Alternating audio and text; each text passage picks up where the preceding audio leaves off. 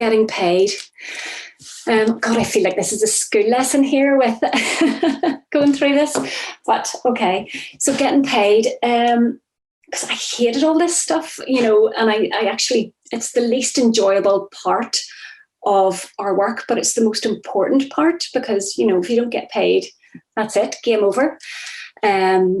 So yeah, setting up a good accounting system is so important. We use Sage Accounting with our accountants, and it's just really easy for going on and generating invoices, making sure that you set out your payment terms, and make sure that your client knows that at the outset of a job. So we would always, first point of contact with the client, we would say, oh yeah, that brief sounds great. So what we'll do now is we'll go away and price that for you.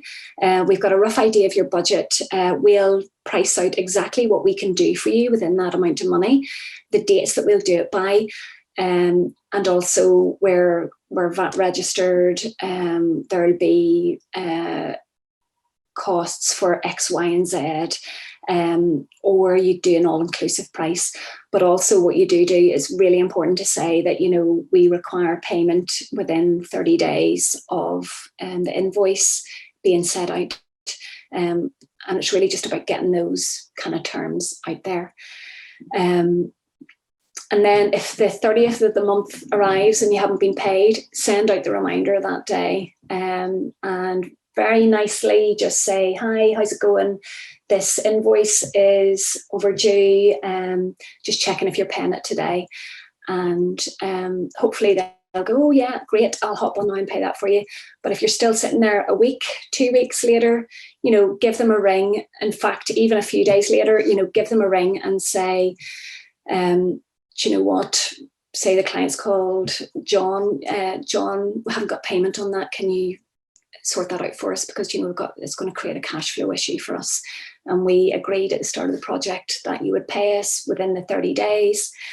Whenever I first started out, I had a mentor called Rosie Kirker, an amazing woman who unfortunately is no longer here, but she was amazing. And I remember doing my first really big project for a client, and I hadn't got paid, and the 30 days had gone, and we were probably into maybe about coming up close to 60 days, and I was starting to fret, and I had a meeting with her, and she said, Lisa, for God's sake, that's your money, you worked really hard for that. Pick up the phone now while we're here having this chat, ring them and say that you're in town, that you're going to call round, and can they write you a check, and or make the payment by transfer. So I did. I put on my big girl pants, lifted up my phone and rang and said, hi, I'm in town, this payment's well overdue, I was just going to pop round now and get payment. And they went, oh yeah, call round now, we'll get that check for you. Especially if you work for bigger clients, actually. They can be the worst sometimes.